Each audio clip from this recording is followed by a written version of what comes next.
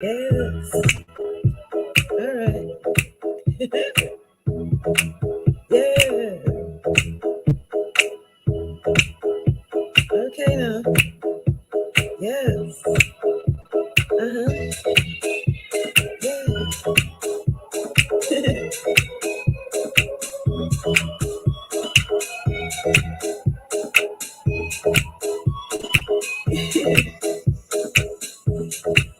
Yes. It's Adrian, Capricorntigress of Astrology Look Inside. And I'm here on a Wednesday night. It's late. But I'm doing it. I'm doing it because I got things I want to do. And I really wanted to come and say hello to everyone. And lots of thanks to everyone who's continued to support me through my illness. I'm getting better. Let's hope I don't cough all over the mic like I've done the last few times I've tried to go live. But I think I can do this. I think I can beat Mike Tyson. So I'm here. Okay. So a couple of things I'm going to do. I'm going to talk about stuff because we are right at the precipice of the full moon in Taurus. The full partial lunar eclipse full moon in Taurus. So we're going to talk about that a little bit. And also I'm going to do some quick readings for the signs. All right, to see how the next couple of weeks are going to go for everyone. And just know that this partial lunar eclipse is really a strong one. It's going to be affecting people until April. Like, this is huge. Okay, so we're going to talk about that. But before I get to that, we're going to do some readings. I have a special reading I need to do for a young lady named Lisa from our group. By the way, if you guys haven't joined the group, you can find that group at facebook.com/groups/astrology look inside. You're all invited to join us there. And I do free readings. Now, I'm just going to do something quick, and then we're going to talk about the planets, and then we're going to do some readings for everybody, okay? That's what we're doing. But by the way, if you are on YouTube or on Facebook and you can put in a request, I might do it. But just know I don't have a lot of energy. And this young lady put in her request the other day, and I did the readings inside of the group, and I forgot I didn't see her. So I'm pulling the cards as we talk, and then we're going to talk about astrology. Okay, that's my promise to you. Now let's just do this really quick for her. Okay, all right. So Lisa from the group, your first card was the Ace of Swords. This is about you getting victory. Wow, with the Eight of Wands right after it. When you get on that path, that straight and narrow path, and you put those blinders on and go toward that victory, you can get it. I see it coming in quickly, and there's the Queen of Pentacles. I think it can lead to money, unless, of course, you're a Capricorn, Taurus, or Virgo, and then it really could lead to money. Two of Pentacles next. Yeah, making a decision, I think, about the money. And here's the Two of Wands right next to it. Is this about travel? Just that urge to do more? Maybe you're making choices. You've got these decisions here. Here's the Seven of Pentacles. Yeah, planning those dreams, those desires, that way to make money. Maybe money is on your mind because in the current position is the Ten of Pentacles. My goodness, so many pentacles. It's all about that money, isn't it? But I love the Ten of Pentacles in the current position because that means you can get everything.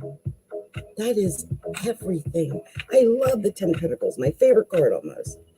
Because it's everything. It's love. It's the dog. It's the house. It's the car. It's the commitment. You got the Ten of Swords after this, so you might be feeling like you've been stabbed in the back. You might feel like you can't get that. Seven of Swords, yeah. Maybe feeling like someone got away with doing something, right? Stabbing you in the back. But it ends on justice. Love it. So if someone did stab you in the back, you're going to get your justice. On the bottom of the deck, Four of Swords. This might be, you might have a little broken heart. Something might have happened, right? But don't worry, whoever did you wrong, they're going to get their justice. You are going to get your justice, right? We reap what we sow. And I think whoever did you wrong, they're going to have to reap that, okay? So I just wanted to do something really quick for you, Lisa. I hope this gives you a little insight because I felt bad for missing you last night, okay? Much love. And if you're around tonight and you catch me and have a special question, I'll answer it for you. How's that? Okay, so let's move on and talk about these planets because I really want to talk about the planets. Okay, so let's do that. Let's talk about where the planets are right now. We are heading in toward that full moon in Taurus. It is on its way. And, you know, today, you might have looked at the moon tonight, and the moon might look kind of full because today it's kind of like the shadow of it. We're almost at that full moon. And so the gibbous moon is there. It's growing and it looks full. And so we're moving toward it. And actually right now the moon is already in Taurus. It's at 13 degrees of Taurus. And so this partial lunar eclipse full moon is happening at 28 degrees of Taurus. So we're 15 hours away pretty much, right? So maybe a little bit more, 30 hours maybe, because it comes on the 19th. So we're about 2 days in. So yeah. Right now the sun is at 26 degrees of Scorpio. And don't forget, with the full moon, the sun is going to be opposing the moon. So the sun's going to be at 28 degrees, the moon's going to be at 28 degrees, and they're going to. Now, I got to stop because, you know, it's astrology, a look inside. And I'm always talking about my own internal stuff. A lot of people don't know that's really where astrology, a look inside came from. Me going on about my own internal woes. That's why when people, you know, they listen, they're like, she talks a lot about her own chart. Yeah, it's a look inside. So anyway, I just wanted to say that because a lot of people don't realize that's what it's all about. Anyway, I wanted to say that right now, this moon is at 13 degrees of Taurus, which is in my fourth house, but my own moon is at 17 degrees of Taurus. Plus, it is already in a trine formation with my sun, which is at 14 degrees of Capricorn, and trine my Pluto, which is at 12 degrees, almost 13 degrees of Virgo. Yes, I was born with a grand trine, a grand earth trine. But more importantly, it is almost exactly opposed Mars right now. And Mars is at 12 degrees of Scorpio. That's major. Mars is also sitting on my midheaven, which is why I came here to do this in the middle of the night when I'm not feeling that great. But the Mars on my midheaven is like, work. You better work. Yes. So that's what I'm doing. Not only that, when this moon, this big moon is opposing, gets to 28 degrees, it's going to be, the sun is going to be on my Venus. It's the moon, it's going to be opposed my Venus. Now, the crazy thing is I don't want to show myself right now. And that might has a lot to do with it. But I guess on the 19th, I might show my face. Because sun is going to be on my Venus. Anyway, today we got Mercury at 19 degrees of Scorpio. Where does 19 degrees of Scorpio fall in your chart? Again, that's in my midheaven. So here I am talking, even though I'm not at my best. Venus is at 11 degrees of Capricorn. And that is actually sextile, that Mars exactly almost. That's a nice sextile. When Venus and Mars are sextile, all kind of good positive things can happen. So I enjoy that.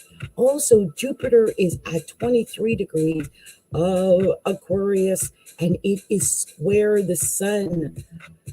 So I wonder how many people have not been feeling their joy. Like, you know, just that lackluster feeling when you don't feel like you got a lot of energy. If you've been feeling that way, like, not that you're not happy, but it's not like you're exuberant either.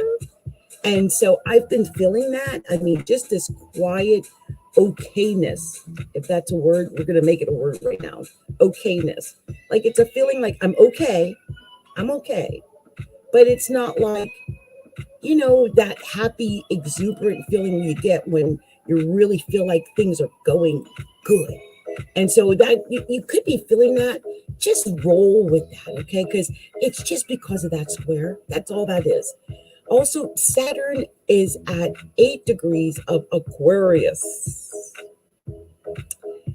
It is still technically in a square formation with Mars.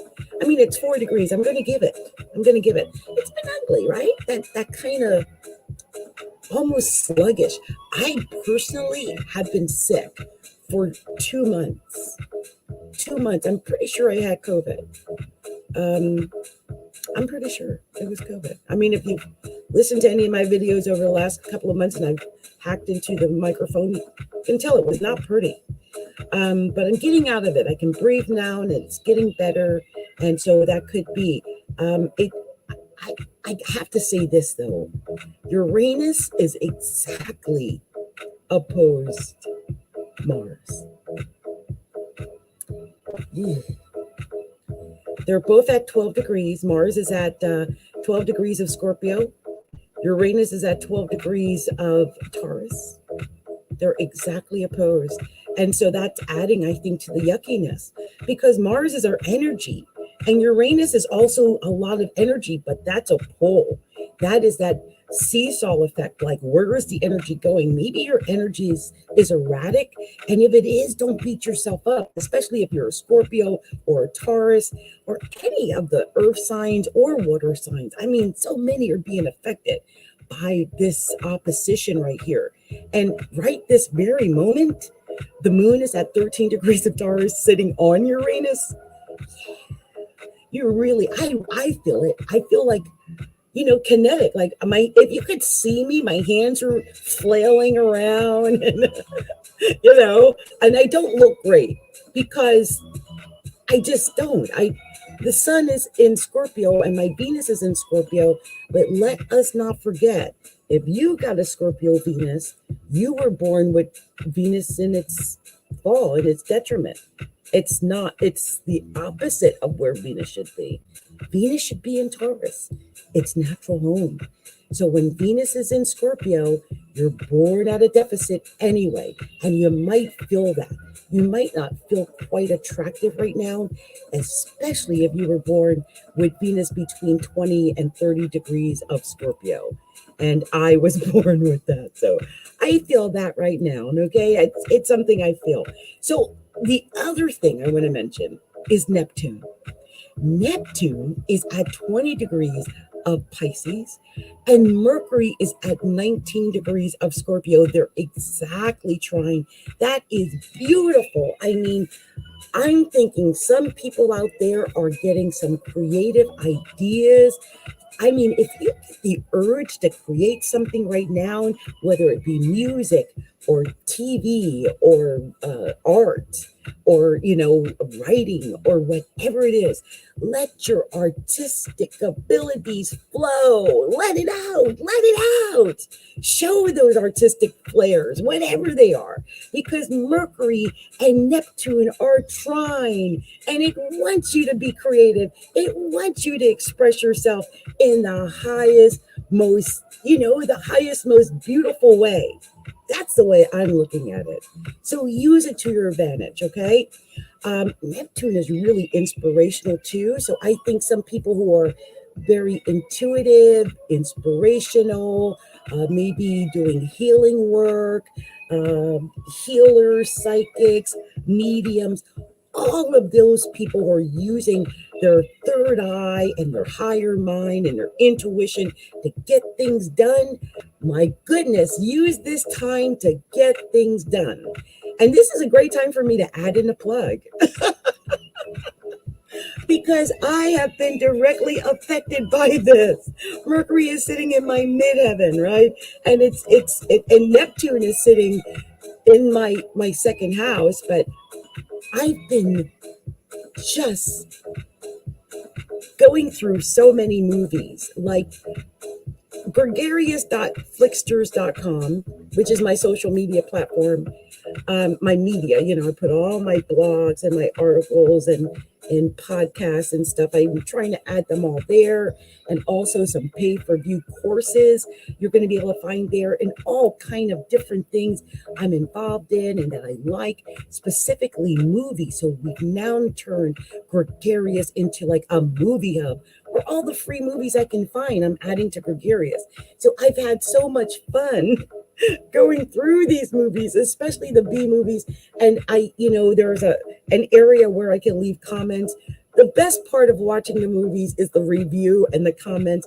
And I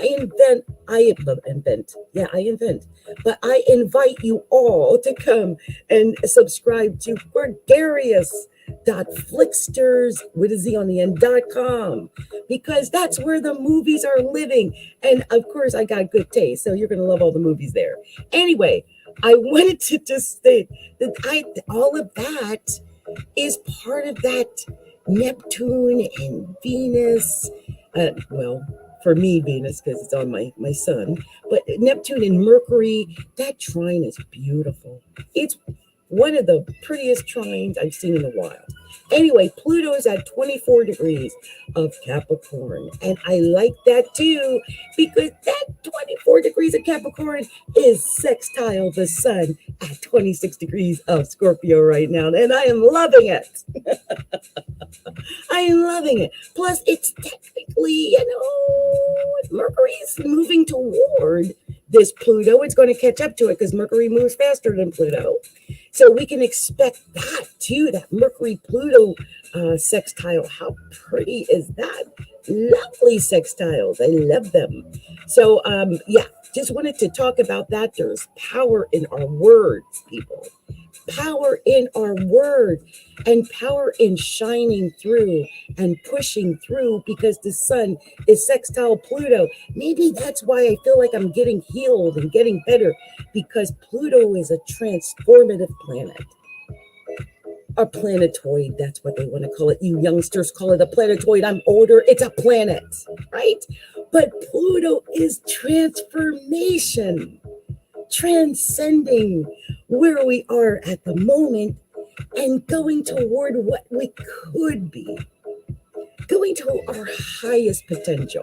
So use this time with this flow between the sun and Pluto to go toward your highest potential, because this is that time to take advantage of that.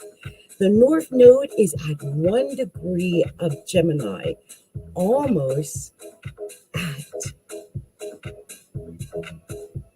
0 degrees. 30 degrees of Taurus, right? Almost. Not quite. It's retrograding, but it's going to be within a 3-degree orb of this partial lunar eclipse. I don't know how many people are talking about that, because the North Node goes backwards. It's going backwards towards 30 degrees of Taurus. So it's right in the mix with that full moon in Taurus and that partial lunar eclipse in Taurus. And don't forget, the North Node tells us what it is we need to learn. Whatever it is, we're at 1 degree of Gemini, but we're really at, for this North Node, I'm going to say 30 degrees of Taurus. So there's a lot of lessons we're going to learn, I think, over the next 2 weeks. Really over the next few months, because the culmination of the of the eclipses, because we have another solar eclipse happening on the 19th of December, and then it's all going to culminate on the 22nd of April, I believe it is, in 2022. So that gives us some time to deal with this, but it's a lot of things. And don't forget, this partial lunar eclipse is a reset. So if you need to reset your life between the sun and Pluto transformation, use this to reset your life, regenerate, renew, and improve, and just get ready for all the good things to come and reset. Okay, this is your reset button. Chiron is at 8 degrees of Aries and is exactly sextile Saturn at 8 degrees of Aquarius. And I love that because Saturn deals with our pains, right? Whatever inner pains you might have, Saturn deals with that. So some people might be dealing with the pains and whatnot of Saturn. I know I personally have Saturn at 10 degrees of Aquarius. It's hit it once, but now it's going back over it again, going back toward that. So, Saturn returns are not nice. And yeah. But anyway, this Chiron and Saturn, I think it's giving people an opportunity to work out whatever issues they have, whatever hurts, whatever pains you, whatever woes there are, especially if you're an Aquarius or an Aries or someone with, either your own Chiron or say your ascendant or sun, or, in my case, my Saturn, right around that 8 degrees of Aquarius or 8 degrees of Chiron. This is that time to heal the wound, because this is about the deep internal wounds, wounds that we carry around forever. And I think a lot of people are going to be healing those hidden wounds that they've been carrying around forever. So you guys, this has been Where the Planets Are with Capricorntigress of Astrology, a look inside. And I always have so much fun talking about the planets because that's what I love to do. I love to do that. So I tell you what, give me a second, get myself together, and then we're going to come back with some readings for everyone, okay, for all the 12 signs. But let's go ahead and talk about mastering astrology the easy way, because you're all invited to mastering astrology the easy way.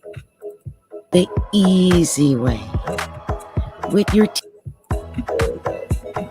mastering astrology the easy way. With your teacher, Capricorntigress of Astrology, a look inside.com. Your teacher is Adrian Obi, also known as Capricorntigress, Western intuitive astrologer, over 30 years experience, a sacred soul light healer, and sacred soul alignment practitioner. Mastering astrology the easy way with Capricorntigress of Astrology, a look inside. Hey, you guys, I'm trying to pull out something different for you tonight. I want to do a different set of cards. I was going to do intuitive, but I decided... Mastering astrology the easy way. Hold on, you guys. Okay, so I was trying to decide, you know what, I wanted to do a different deck tonight. I didn't want to just do the same deck, and I realized I have this deck that a friend of mine gave me, and I like it a lot. I just realized I haven't used it a lot because it doesn't have a lot of cards here, but it's interesting. So I'm going to do this differently than I normally would. And so I will pull, it's just going to be a few cards for each sign, just to tell you a little bit of something, okay? And I'll tell you a little bit about how things might affect you as well when I do that.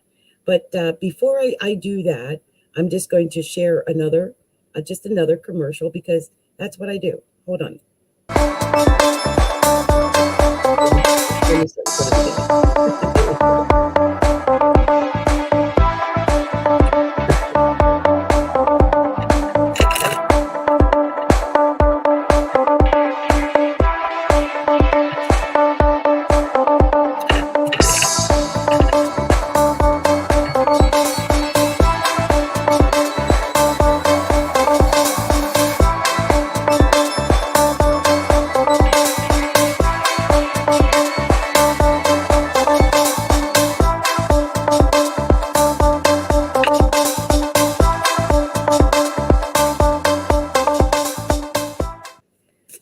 Guys, what I've done is I'm pulling some cards, and I've got the cards going, and I'm just got something there on the background so you can watch something while I do these cards for you.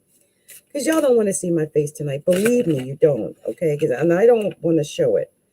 But I'm pulling just a few cards, and the first sign I'm going to be doing is the sign of Scorpio, okay? Because it is Scorpio season, and I'm just finding a few cards, and we'll share whatever message I get for the sign of Scorpio.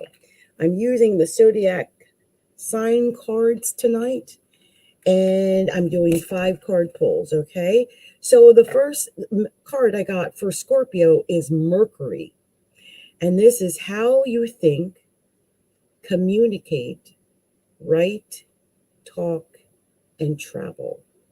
So this is all about communication, Scorpio. And when I think about where this full moon is going to happen, Scorpios are going to be directly affected because it's going to be falling into your solar seventh house. So maybe it's about how you communicate, write, talk, think with your partner or about partners. Just keep that in mind.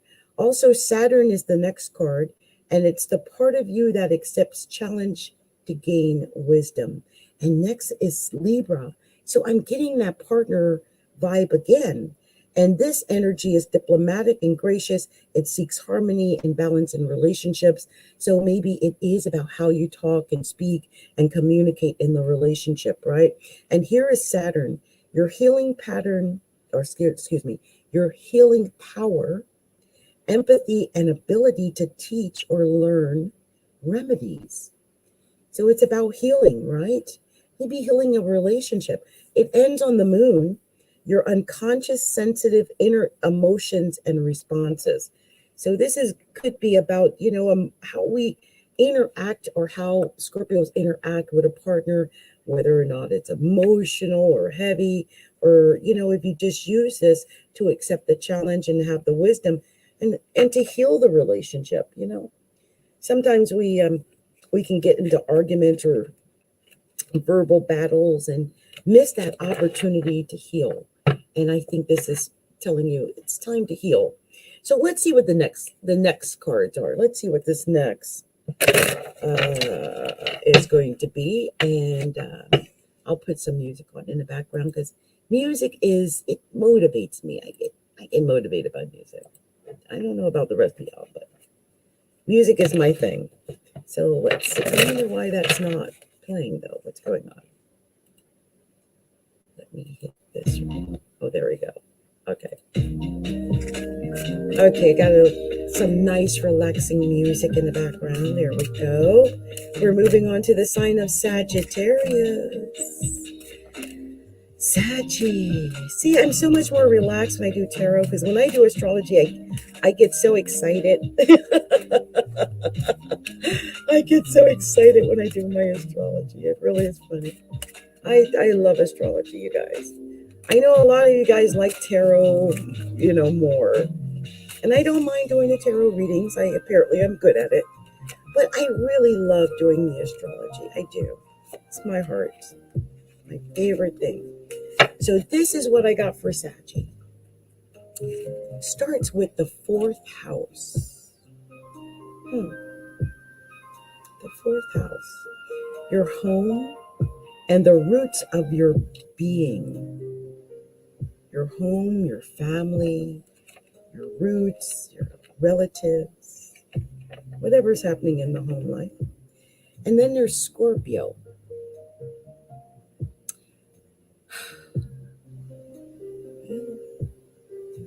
The energy is intense. I mean, it's masterful, thoughtful, and magnetically charming, but also secretive and possessive. This is happening in the home. There's Leo here, and that's the energy is flamboyant, dramatic, proud, and passionate.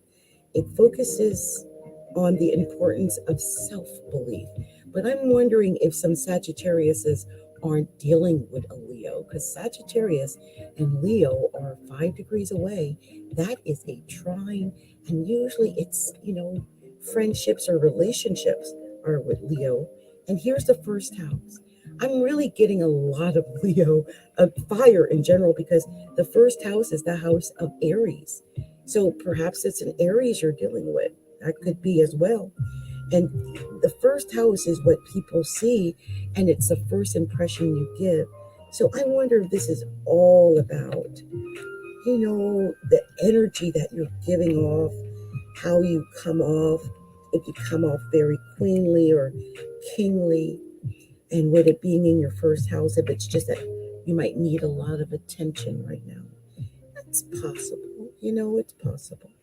I do think that for some Sagittariuses, this is going to be happening, this partial lunar eclipse, this full moon, it's happening in your sixth house of health. So with that, I mean, your 12th house and your sixth house are going to be activated. And so it is one of those things, especially with the sixth house, where you might be dealing with healing and helping and work and doing mundane things around the house. Like I said, the fourth house, your home. You'll be doing stuff around your home with your family. And with your first house, it's all about, yourself, your physical self, maybe healing, because the sixth house is about health. So this is healing power, empathy, ability to teach and learn from others. That's also part of it. The sixth house is the natural house of Virgo. So I wonder if that's going to affect you as well, because Virgo is naturally square Saggy. So all that emphasis in the 6 and the 12 houses, that's Pisces house and the Virgo house. Some Saggies might be feeling a little bit of that irritation. So, if you need to stay home and watch Netflix over the next few days, I would say just chill over the weekend. Hard to tell a Saggy that because they have so much fire. But yeah, just chill over the weekend. Netflix out to the 22nd. Okay. That's like from now until Monday, right? Just Netflix it out. Or go to Flixsters, gregarious.flixsters.com and check out the movies we have there, okay?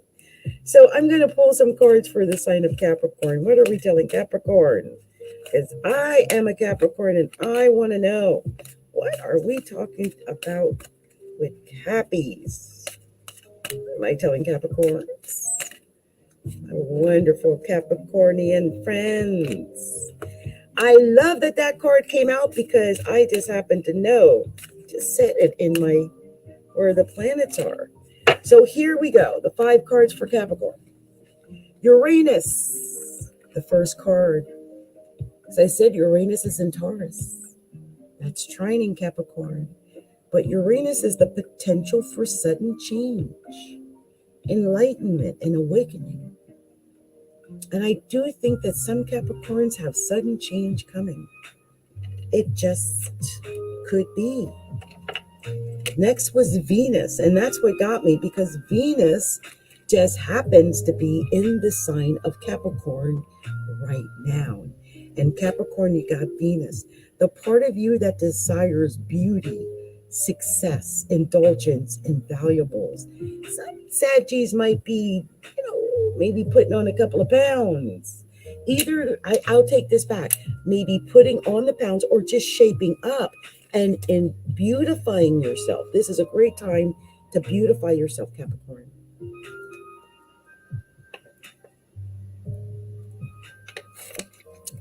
You guys, I had to drink some water. I got right in the middle of that, so sorry.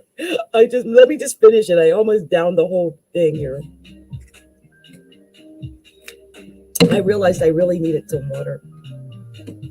So maybe this is about your beautification. Maybe use this a week or so for your beautification. And the next card was Virgo. The energy around you is dutiful, hesitant, and humble, with a discriminating and diligent and painstaking air. And also, don't forget, Virgo is just a sign of work. In this photo, they have them, with the wheat. And I always think of Virgo in the wheat. They're always trying to plant that wheat wherever that is, which is in essence just building and growing and starting something that you can harvest later. So use that energy of Virgo to to sow what you can reap later. Okay, Capricorn. Next is this sign of, you got the card of Aquarius. And this energy is freedom loving, rebellious, idealistic, and technological. So it could be that you're dealing with some issues with technology, or things like astrology. That's also ruled by Aquarius. But let's not forget that Saturn, the ruler of Capricorn, is in the sign of Aquarius right now. It's co-ruler. So some Capricorns might be feeling whatever this is, this vibe about freedom and their idealistic natures and their working with technology. Maybe you might feel like that's been a little bit halted with Saturn there. Maybe you're don't feel as free, right? But next was Mars. And this is your physical energy, drive, strength, and fighting spirit.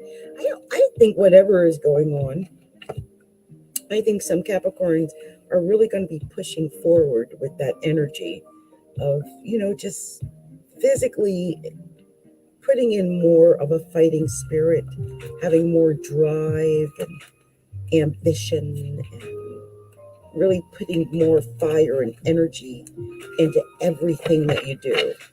And if you do that, I think you'll be fine, Capricorn. Okay. So let's move on to the next sign. And that next sign is the sign of Aquarius.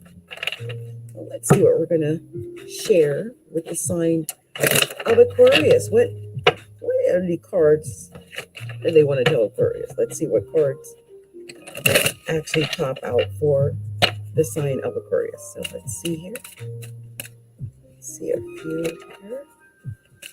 Can't believe that card came out again. This time for Aquarius. It's the second time I've seen them. Wow. I see something going on here with Aquarius. Let's see. One more card. Get one. There we go. So Aquarius. Man, it's so weird the cards that came out for you because you're Aquarius. The first card that came out is the fourth house. You're another one that got the fourth house, Aquarius. Your home and the roots of your being. This is all about your home and your family, and what you're doing in your house and your home, and taking care of people and nurturing your family, and maybe dealing with your children, especially since the next card was Leo. And Leo, that passionate, flamboyant, dramatic, and proud energy. It focuses on the importance of self-belief about the self. But Leo and the house of Leo is known for children and also romance and things of that nature. So maybe it is about home and family and children for some Aquariuses. And maybe it's just about staying home and relaxing during this full moon, because when I look at this, I've got Leo and Aquarius right next to each other.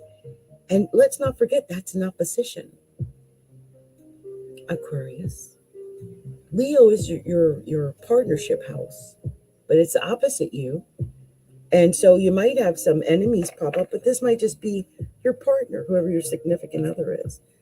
Maybe that's part of the rebelliousness and, idealism, feeling freedom, like you need freedom from that relationship, maybe. There's the ninth house, and that is about, I always say it's the God house, but it's broadening your horizons spiritually, academically, maybe going on a long journey. Also, it could be the legal system, the ninth house, but a lot of times it's just travel. Might be doing some travel for the holidays. You can see that. It ends on Taurus, and the energy around you shows the abundance of nature. It is rich, earthy, and productive, yet relaxed and slow. And that flows well with the fourth house. So maybe that's, just relaxing and chilling around your home. But I can't help but notice that we now have Leo, Aquarius, and Taurus in this reading. Those are all the fixed signs, and they are here. The only thing missing is Scorpio. And guess where the sun is at? Scorpio. Okay. So that was a very special message for you, Aquarius. I think maybe this is just, saying that when this Scorpio, Taurus, full moon in Taurus opposition happens, maybe you might have some issues going on with your Leo and Aquarius, because that would be the other fixed houses. Okay, just know that. So let's move on to the next sign, which is the sign of Pisces. That's what we're going to tell the sign of Pisces. What is the special message for Pisces? Let's see here. See what I get, okay? Let's see. I'm doing this different than probably anyone else who uses this cards. I just had an idea to do it this way, and I figured, why not? It'll be a quick, easy read. I can give some kind of message to everyone. And by the way, I have other readings. I listed them on YouTube, but I was so sick I didn't even put timestamps on them. But you can also find my November readings on the podcast, which is at anchor.fm/Adrian-Obi, I think it is, right? Yeah. Adrian.Obi or Adrian-Obi, something like that nature. I have the link up somewhere, so you'll be able to find it. Okay, so this is what I got for Pisces. First card was Libra. And the energy is diplomatic and gracious. It seeks harmony and balance in relationships. So Pisces, maybe you are dealing with a Libra, or maybe you're dealing with relationships. For some reason, I have found that Libra and Pisces tend to end up. I've seen it several times. It's really a weird combination, but it seems to work for them. Also, Mars is the next card, and that is physical energy, drive, strength, the fighting spirit. And what gets me about this is that Libra is Libra, Venus, and then there's Mars, usually representative of Aries, the opposite of Libra. So weird that those two cards came out next to each other. The next card was the second house, and this could mean something to do with your money or what you possess, like what you have. This is your assets, your finances, and the things that you value, what you consider of importance. So just know that. Maybe it's your relationship, since we got Libra and Mars there. But next is Neptune, Pisces, and that is your ruling planet. Your fantasies, your yearnings, your longings, and the potential for illusion. Since this started out on Libra, I just want you to not be deluded or go into an illusion when it comes to relationships and partnerships or money or what you possess, because it ended on Venus, and that's the part of you that desires beauty, success, indulgence, and valuables. So I just, with this second house coming up, and the second house being the natural house of Taurus, it is. And we're going into a Taurus full moon, right? And the second house is what you have, like your money. And then you got this indulgence with the Venus. Just be careful. Don't spend up all your money. I mean, Libra is also ruled by Venus. And then you got Neptune. This is all about you being cautiously aware of not blowing all your money with that second house and Venus and Libra. No, I really think so, okay? Pisces, so watch your money. You know, make sure that when you're buying stuff, you buy wisely, because I think that's going to affect a lot of people with this full moon in Taurus. But I think obviously it's going to affect Pisces a great deal. So watch out for that, because it's coming, okay? Tauruses like to spend money and do it, you know, the comfortable, lavish thing anyway. But with a full moon there, I can see how some signs can go off the deep end and, you know, buy a car when they can't afford a car, or get a new house when they can't afford a house, or buy a new table set when they can't afford a new table set, or any of those things, especially if they're being touched by Neptune. And that is a potential possibility for Pisces, okay? All right, let's see what we're going to tell the sign of Aries, okay? Let's see what we're telling Aries. Pulling up these cards for Aries right now. Let's see what we get for Aries. Well, my goodness, kiss me again, Aries. What? I love it. Aries, your first card was the planet Neptune. This is your fantasies, your yearnings, your longings, and potential for illusion. It is the imagination. And maybe you'll be using your imagination, Aries, because, well, it just might be that you're feeling inspired to do so. The next card is Aries. You came out in your own reading. And this is the energy around you. It's dynamic and spontaneous and crusading and impulsive action is likely, especially with Neptune. I just want you to be careful, Aries, of just going too fast, going off, half-cocked when you don't really know for sure. And Neptune is there, and it's got you all in a haze. And you really shouldn't make any major decisions, I think, right now, okay? Especially when it comes to relationships, because the next card was Libra. And this energy is diplomatic, it's gracious, it seeks harmony and balance in relationships. But I can't help but notice that we got Aries, and then right next to it, we got Libra. That is a relationship. That's the opposites going on. Don't forget, with this full moon in Taurus, this is all about the opposition of the sun opposing the moon.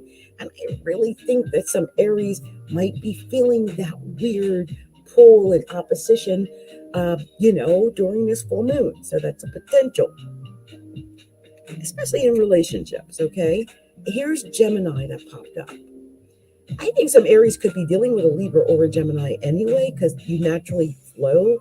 But Gemini popped up next, Aries. And this could be about communication. I mean, obviously, relationship, communication, right? Gemini. The energy is communicative. It's mischievous, lively, witty, informative, stimulating exchanges possible. I think some flirting maybe could be possible for some Aries. That could be happening. And then the last card you got was Vesta, the goddess within, your spiritual, your sacred center, and quiet dignity. I love that. So yeah, have that spiritual center and that quiet dignity. Don't go crazy and off the deep end chasing somebody or something like that. I don't know why I got that vibe. I just sense a lot of flirtations for Aries. Lots of flirting going on. I don't know why I get that vibe. So let's see what we're going to tell the next sign. And, well, the next sign is the sign of Taurus. So let's see what the cards want to share with Taurus. Let's see. Let's see here. So I'm halfway there, you guys. And like I said, I'm starting to sweat a little, but I got this, I think. Got some tea with me. Might have to go grab a glass of water again if that's necessary. Can't believe that was the first card for Taurus. Wow. Incredible. Wow. Are you kidding me? I can't believe it. Give me one more. Oh, what's that? Oh my goodness. Okay. So this is what I got. This is really weird, you guys. The first card I got was this seventh house, and this freaks me out. Why does it freak me out? Well, because the sun is in Scorpio, which is in this, basically the seventh house of this Taurus full moon. And the Taurus full moon is going to be falling in the seventh house for Scorpios. So this is all about partnership and relationships. This is the area of life about long-term, significant partners, romantic, business, or family. And so it's all about the partnership for Taurus, which is really already indicated by the astrology. Pluto was next. And this is where I get freaked out a little bit, because Pluto, and I talked about this earlier, it gives the ability to transform. So you can take a big leap forward and rebirth. And then, of course, Capricorn. And Pluto is in Capricorn right now. So I freaked out a little bit when I saw that. Also, knowing that this full moon in Taurus, in this partial lunar eclipse, is going to be in a trine formation with, guess what? Pluto in Capricorn. So how crazy that these cards came out. I can't believe it. Next, oh, and by the way, the Capricorn energy is the energy around you is serious, materialistic, and hardworking. It bestows shrewdness and cautious ambitions. And this is, I think you're taking this big leap, okay, with this Pluto and Capricorn trining you, or trining this Taurus full moon. And the next card was Aquarius. The energy is freedom-loving, rebellious, idealistic, and technological. And this might be where the stress comes in, because this is going to make a natural square formation, this Aquarius in general, to Scorpio and Taurus, but specifically Taurus, because it's going to be the full moon in Taurus.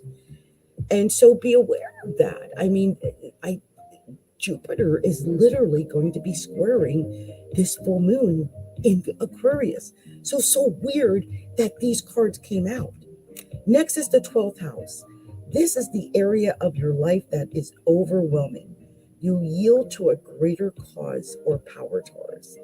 Your 12th house is Aries, and right now Chiron is in Aries. And so it might be an area of your life that feels overwhelming. It might be the area of your life that you feel the most pain.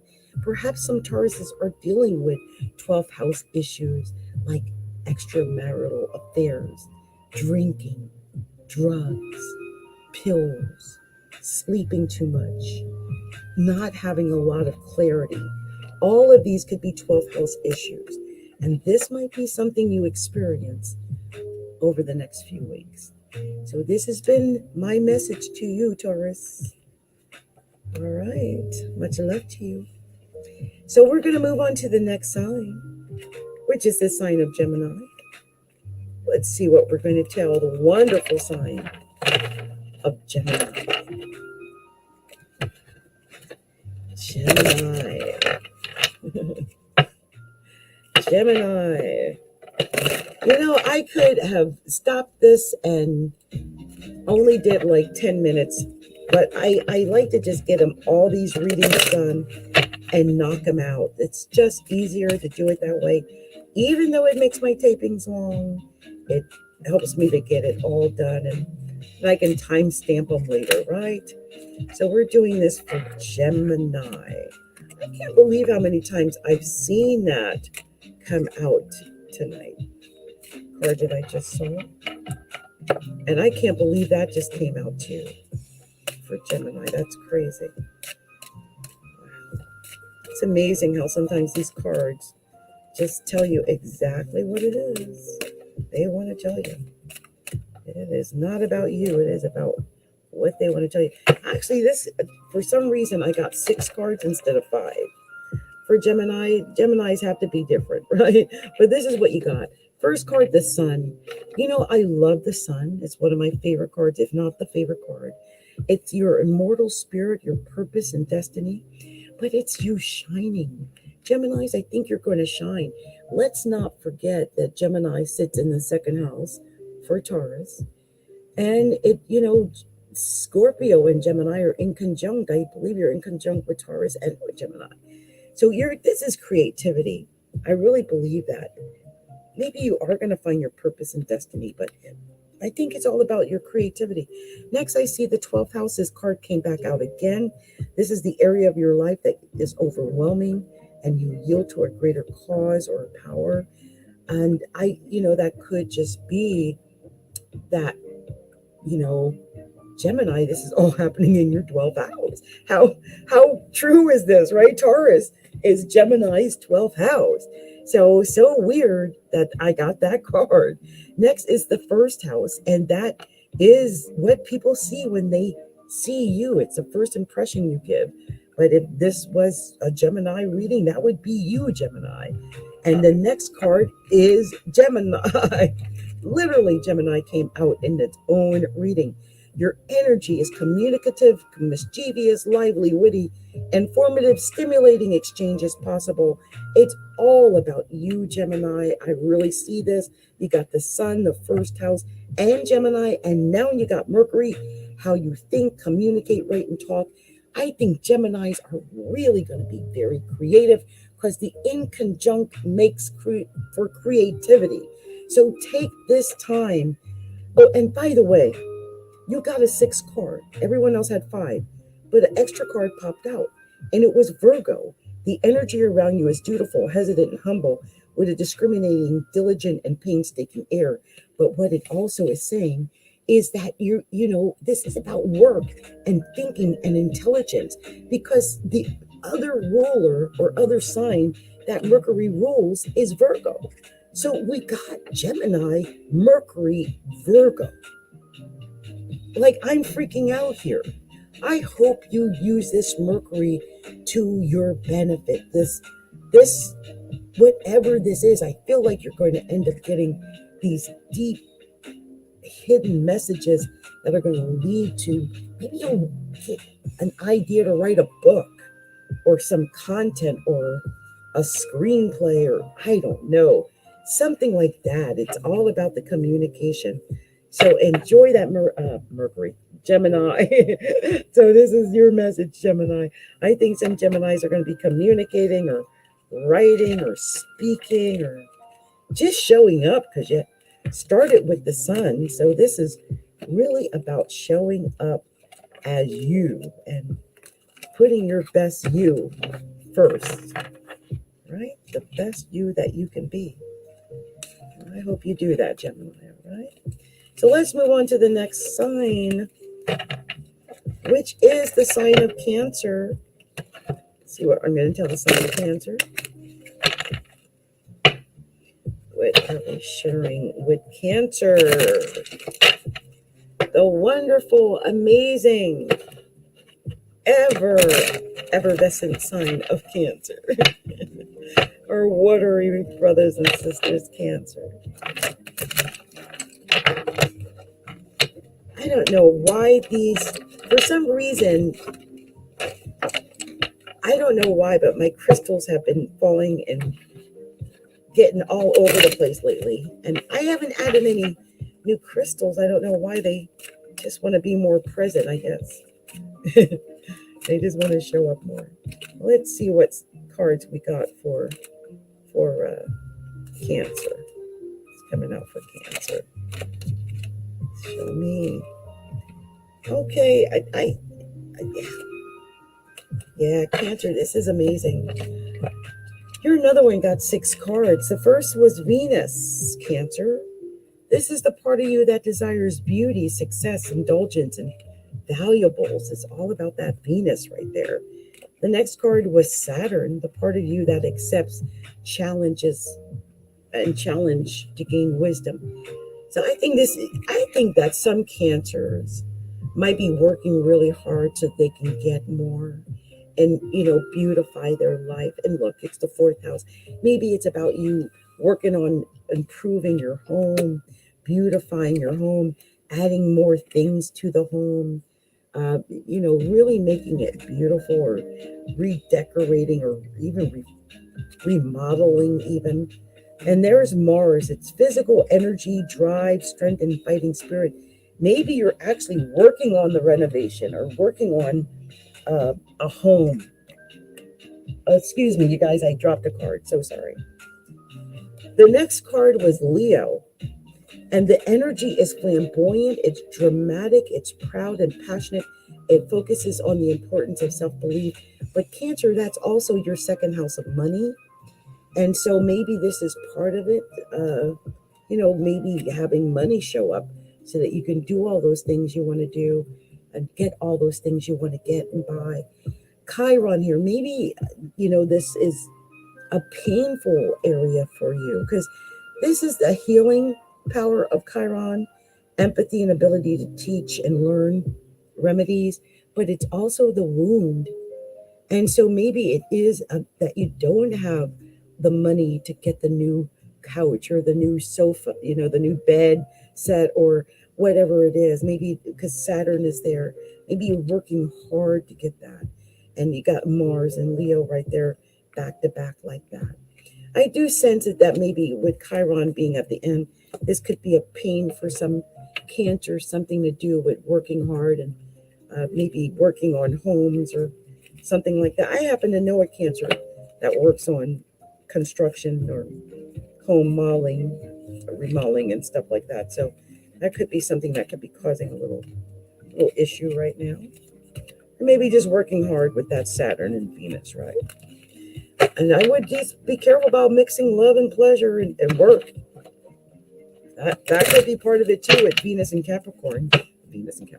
Well, Venus is in Capricorn, but Venus next to Saturn like that. That could be part of what's happening for some Cancers, mixing romance at work. I would be cautious about that, y'all. It ended on Chiron, that wounded healer, don't forget. So let's move on to the next, which is the sign of Leo. Leo, what are we telling the wonderful, beautiful, ever gorgeous sign of Leo? Leos are the most gorgeous of signs. They are very attractive people, inside and out. I love Leos. Now, my mom was a Leo, but I just think Leos are sexy. That's my personal opinion. I'm going to stick with that. Okay, so let's see. I got another sign, got 6 cards. I don't know how that happened, but let's see what we're going to tell the sign of Leo, okay? Because you got a very special message, Leo. And the first card is the 9th house. The 9th house, that's broadening your horizons, either spiritually, academically, or on a long journey. It's the God house. It's about your philosophies.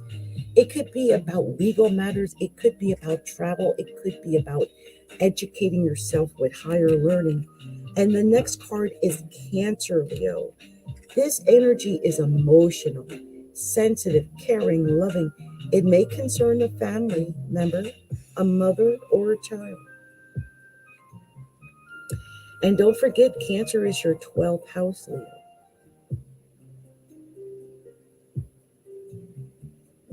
So it could be some subconscious motivation. Scorpio, the energy is intense, masterful, thoughtful, and magnetically charming. It's also secretive and possessive. And Leo, Scorpio, the sun is in Scorpio. And that's going to square Leo, okay? So that is something that you might be dealing with, that square. Here's the 3rd house.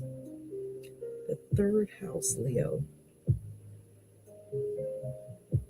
Let me see your 3rd house. Let's see, Virgo, Libra. Scorpio is your 3rd house. Scorpio is your 3rd house. And here's the 3rd house right after Scorpio. 3rd house, your potential to learn something in your local neighborhood. So this might be about your community and local neighborhood. Maybe about something secretive that you need to keep a secret or something like that in your local neighborhood. Next is Capricorn. The energy around you is serious, materialistic, and hardworking. It bestows shrewdness, caution, and ambition. And Leo,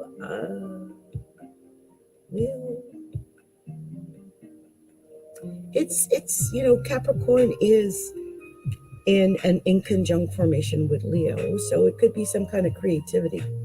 It ends on Libra though, and Libra is a diplomatic, gracious energy.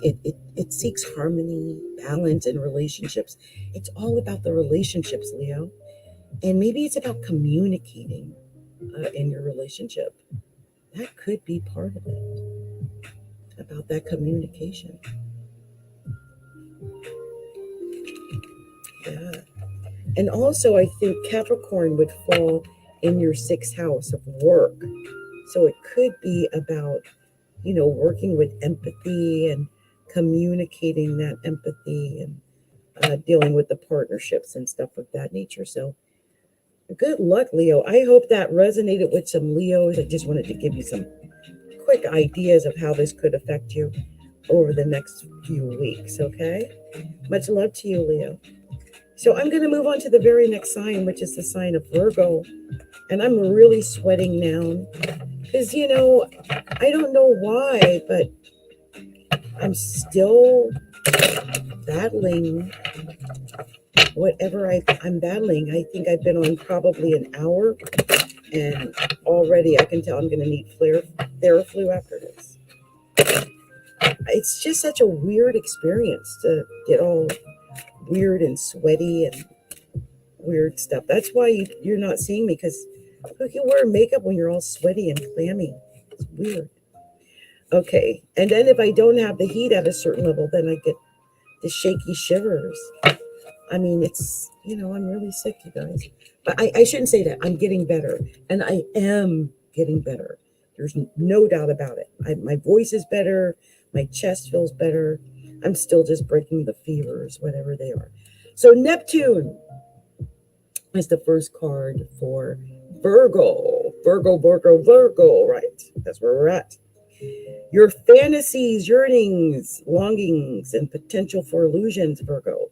Neptune, that first card. Now, I have to say this.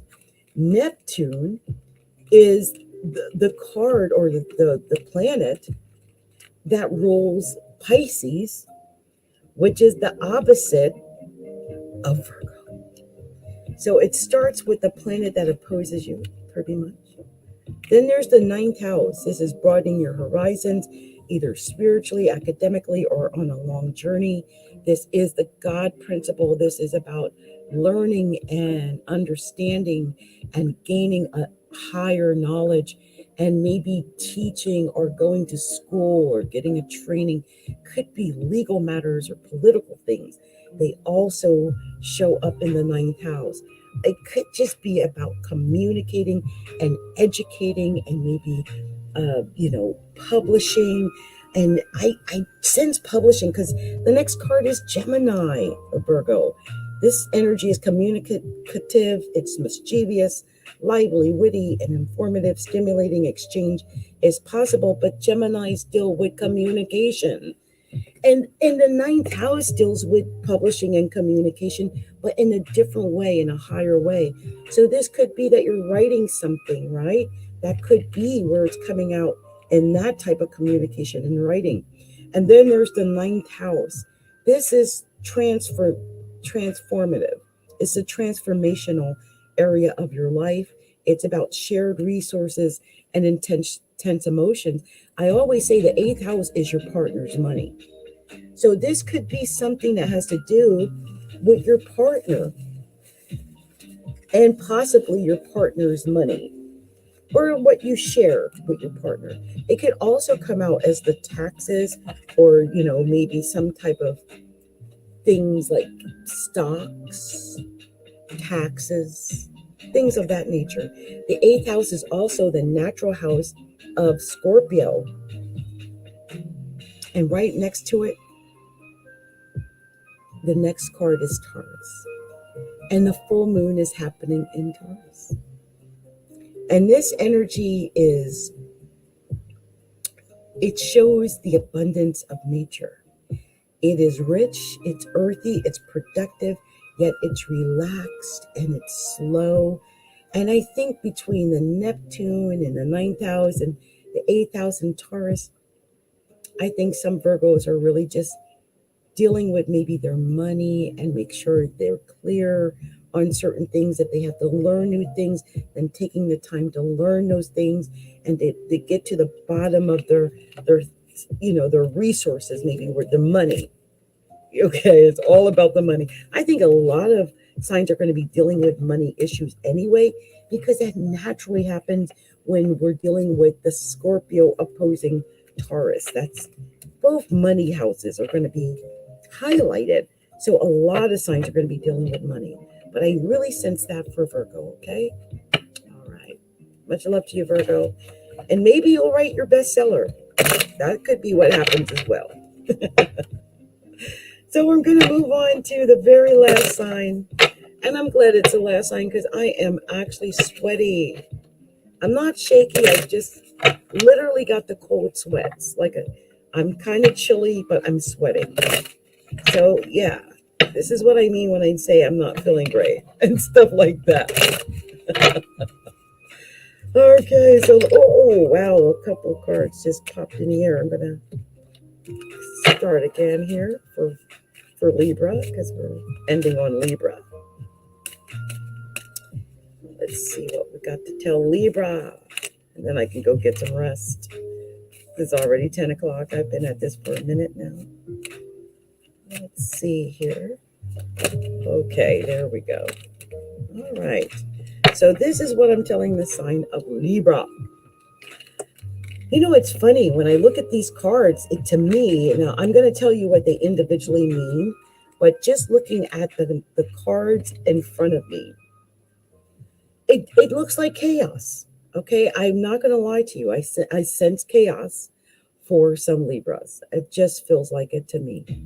The first card you got was Virgo, and the energy around you is dutiful. It's hesitant and humble, with a discriminating, diligent, and painstaking air, Virgo. Virgo is the card, for Libra. And Libra, that's your 12th house. So that's what I mean. Stuff like that. This is the 12th house.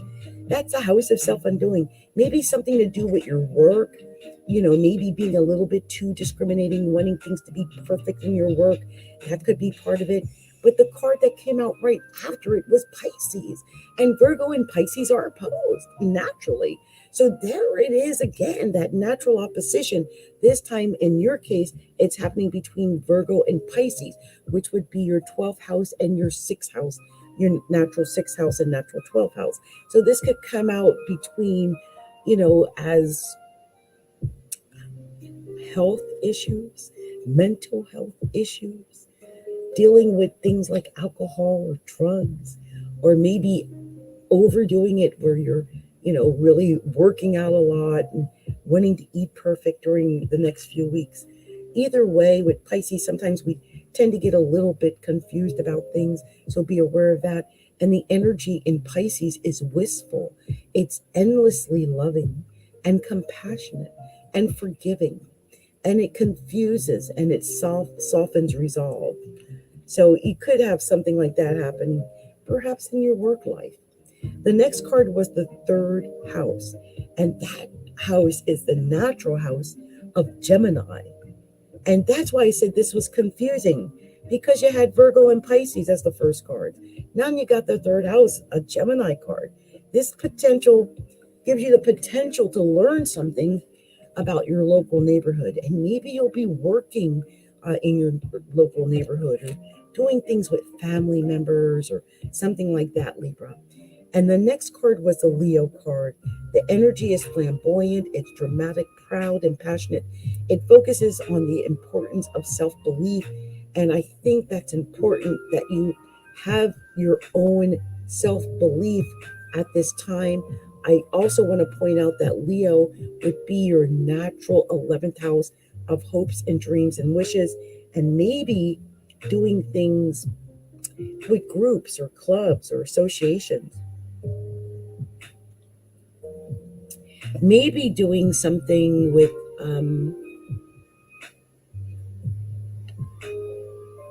Facebook or Instagram. It's social.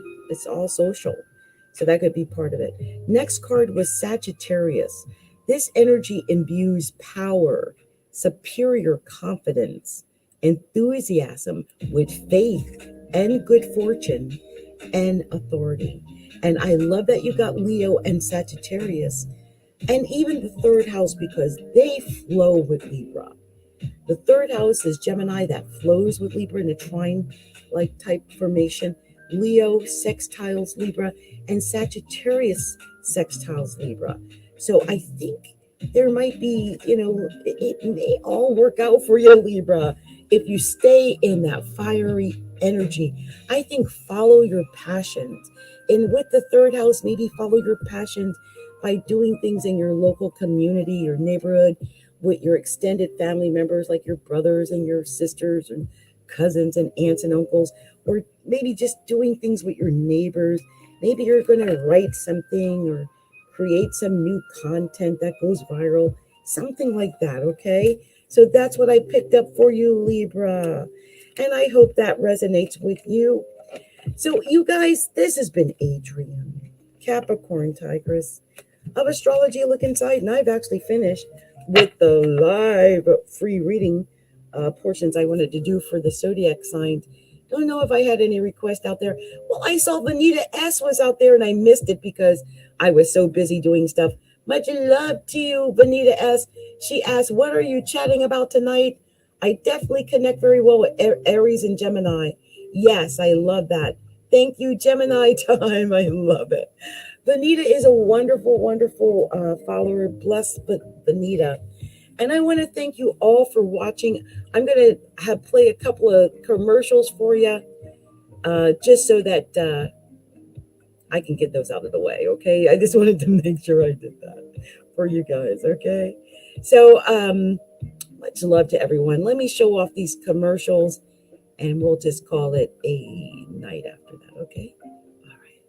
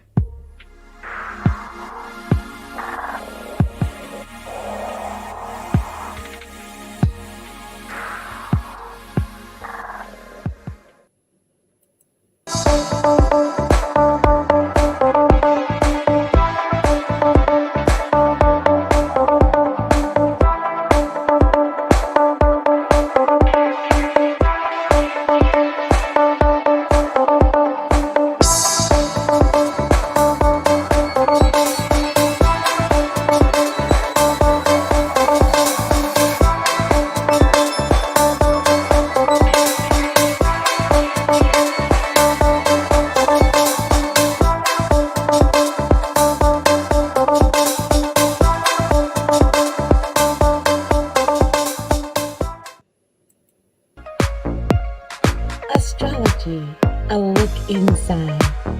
Presenting astrology and tarot readings for all.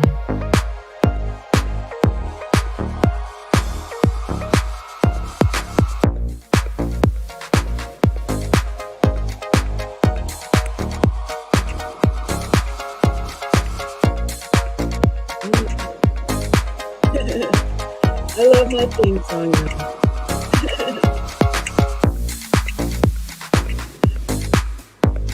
Yes.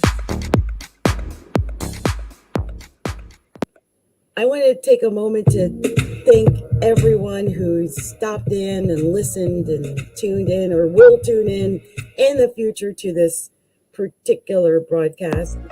Just wanted to say that. For some reason, this is going crazy here. Okay, there we go. I'm like, what's going on? What's going on? So yeah, just wanted to thank anyone who's taken the time to stop by and support astrology, a look inside, and all the work that I do, especially when I'm sick. I mean, I can't believe I did over an hour, but at least I got it in and it's done. I was going to do intuitive readings, but I thought, this would be something different. And again, the deck I used tonight, a little bit different. I used it a little bit differently, was the astrology reading cards, your personal guidance from the star cards by Allison Chester Lambert, author of The Future in the Stars, illustrations by Richard Crooks. It's been a pleasure to do these readings for you tonight and to tell you where the planets are and to tell you all about what's going on with the full moon in Taurus. If you take a moment, there's several places where you can find more information. I have a podcast about the full moon in Taurus, and I also made a video, put it on YouTube, where it discusses the full moon in Taurus. So you can always go and get more information by visiting the YouTube channel at us, youtube.com/astrology, look inside, or the podcast. And the podcast is anchor.fm/Adrian-OBEY. Go there, you'll find all kind of stuff that I've got going on there. All right. So you guys, I'm out of here. I'm gonna go take some Theraflu. It's been real, and much love, much light, many blessings to every single one of you, and have a safe full moon in Taurus and partial lunar eclipse. Okay. Many blessings. Bye.